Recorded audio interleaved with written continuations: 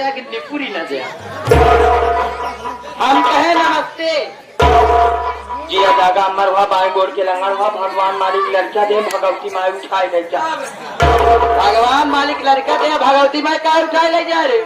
तो ना समझ पहुंचू हम कहीं जैसे एक बीता सोचा तू ऐसे खा खौर लिया मान के चला भगवान कृपा से अच्छा सुंदर से तोहरे लड़किया भाऊ तुम कौनो खेते में काम धंधा करे चला जाई घर में लड़किया के लिए बड़ा रोए लाग के भगवती माई काहे भी नहीं ले जाए पालन पोषण खिलावे बिना।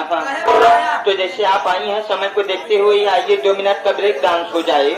उसके बाद हमरे दादा फरमाइश साहिबा सखी संज्ञा मतारे टेम्पू पलट के संज्ञा निकुर गए हैं एका नंगाई पावा टेका गाय गा रात में झील दा ढोनी देख झील दा देवना ढोनी चटना बा यहाँ ढोनी या दूध के कटोरी हा पूरे ढोनी 32 जीबी रहन बा ए राजा जी ढोनियम चाय पीबा 100 साल जीवा ए राजा जी ढोनी चाटा बुखार न होई लोग ढोनिये के दीवाना बा एकरे नीचे सहल लोधियाना बा ए राजा जी एको काम करा ढोनिये के झुक के प्रणाम करा।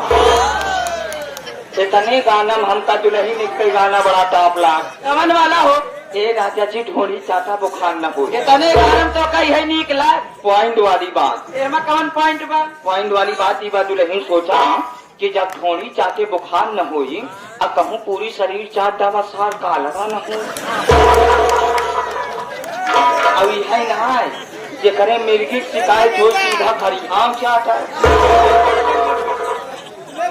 इतना से गाना कम रहने गाना और गर्दा मचाए दे। अरे ओझा जी ताबीज बना दे संज्ञा का 2 इंच बढ़ जाता है 1-2 इंच रे पगली आन बान शान मर्द की पहचान मोछा हम तो डराए के हम का बढ़ जाता है। अरे ना ये गाना और गर्दा मचाए बा। अरे 900 गुंडा मर गए झूलनिया के नीचे दबा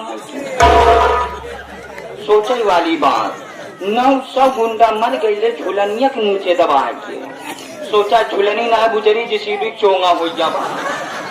ये सब गाना को देखते हुए सिर्फ एक ही बात याद आती है कि हे प्रभु हे हरिराम हे कृष्ण जगन्नाथम प्रेमानंद ये सब क्या हुआ। परंतु दीपावली आ गई मेरा गमछा भी खुल गया कई भी तक लुंगी पहले जब तोहर रोज गमछा लुंगी खुली जात रहा मार तोहर हालत खराब कर दी। तो मेरी जान तो आप बता रहा है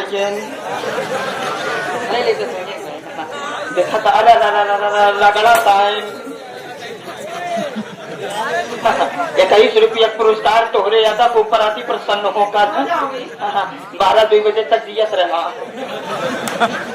हाँ नहीं सो या भाई मजे में एक और मतलब कहा है पुरानिया कहे हाँ सो मरा बे खो था। तो सेवा में कहना बदुलहीन आइए 2 मिनट का डांस उसके बाद चलते हैं नई दुनिया में। जरूर देखिए हमारे मास्टर साहब कैसे बता रहे हैं।